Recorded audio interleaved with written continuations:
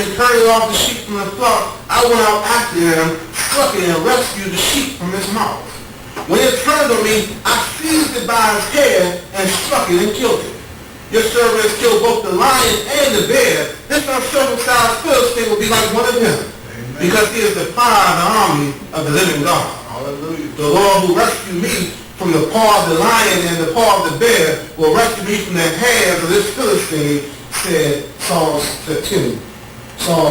David said to Saul, go and the Lord will be with you.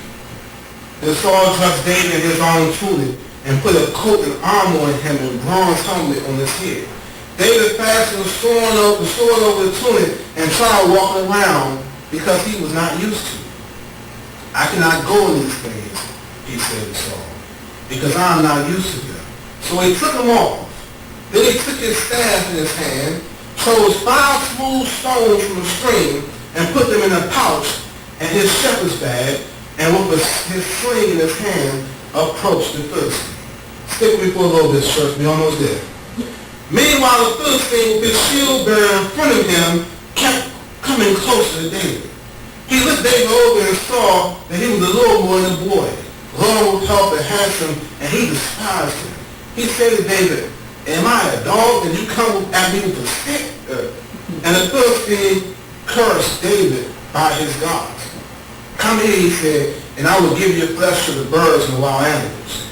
David said to the Philistine, you come against me with a sword, spear, and a javelin, but I come against you in the name of the Lord Almighty, the God of the army of Israel, whom you have defied. This day the Lord will deliver you into my hands, and I will strike you down and cut off your head. All right. This very day I will give the carcasses of the Philistines' army to the birds and the wild animals, and the whole world will know that there is a God in Israel. All those gathered here will know that it is not by the sword or the spear the Lord saves, for the battle is the Lord's. Amen. And he will give all of you into our hands. And the Philistine moved closer. And the Philistine moved closer to attack him. David ran quickly towards the battle line to meet him. Reaching into his bag, taking out a stone, he slung it and struck the Philistine on the forehead. The stone sank into his forehead, and he fell face down on the ground. So David triumphed over the Philistine with a sling and a stone. Without a sword in his hand, he struck down the Philistine and killed him. David ran and stood over him, took hold of the Philistine's sword, and drew it from the sheath. After he killed him, cut off his head with the sword. When the Philistines saw that their hero was dead, they turned and ran. Amen. Amen. Amen. Amen. Now David, while he's out there slowly bringing bread to his brothers while they're on the battle lines, he walks up and he hears the men talking, and he looks up and sees this big trash-talking Philistine challenging Saul and the armies of Israel. And he walks up to him, who is this uncircumcised Philistine talking and stuff over here?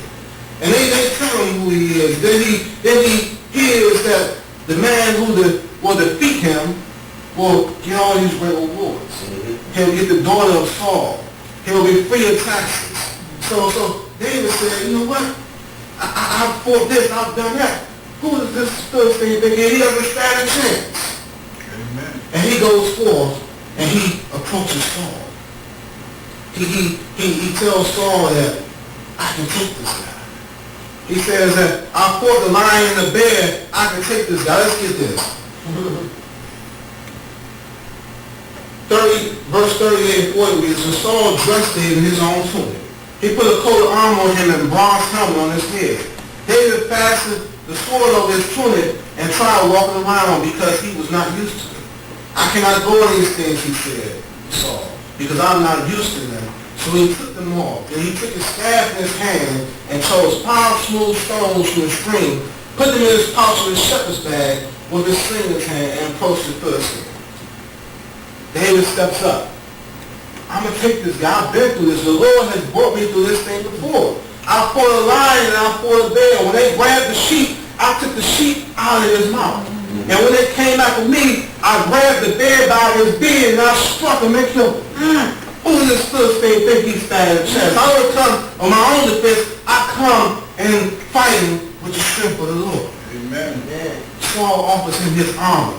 He put Saul's armor on. He's so small, Saul's armor dragging the ground, hanging off. He said, I can't go out there like this. And took that stuff off.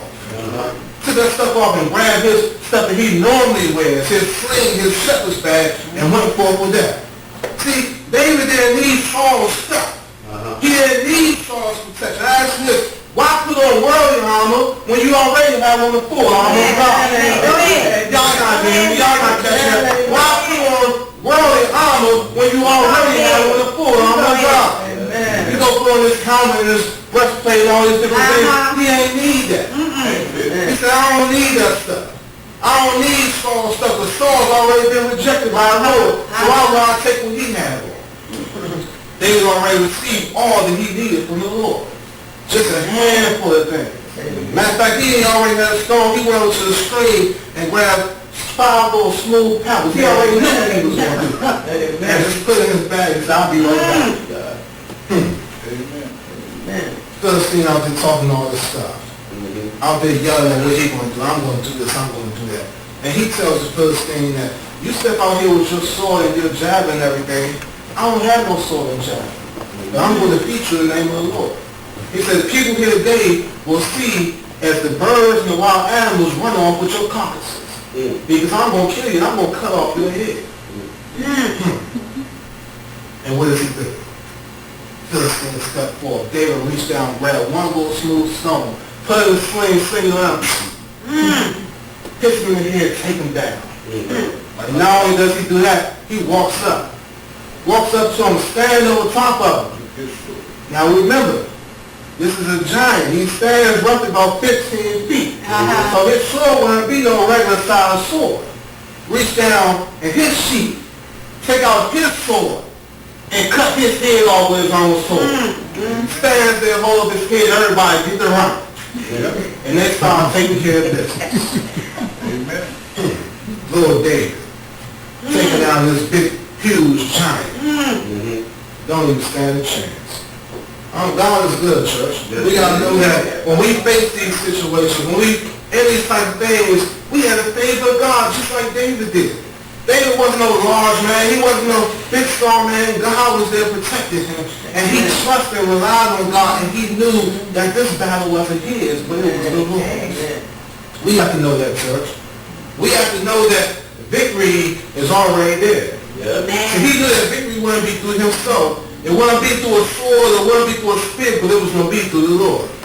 He experienced this before. He's been to this place before. He's been in this situation before. He fought a lion in a bed, so what do you think this man was going to do to him?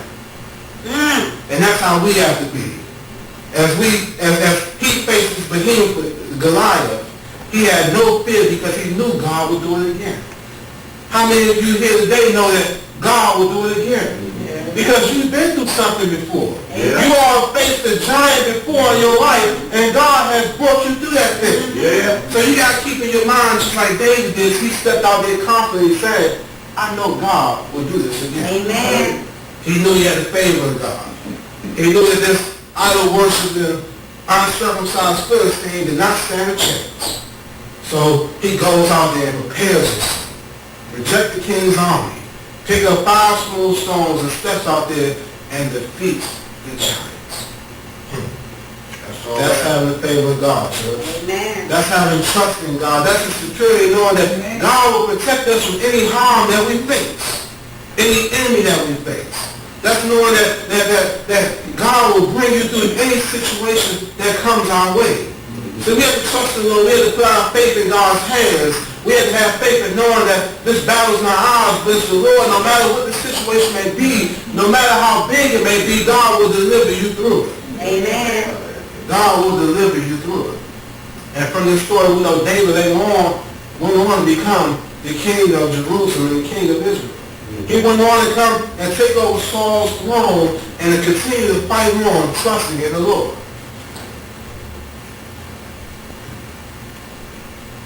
And that's what we have to do, church. We have to continue on trusting in the Lord. Yes, we do. We have to continue on fighting for the Lord. We have to continue on believing that when we get into something, we face something, no matter what it is, God is going to bring us through that thing. Amen.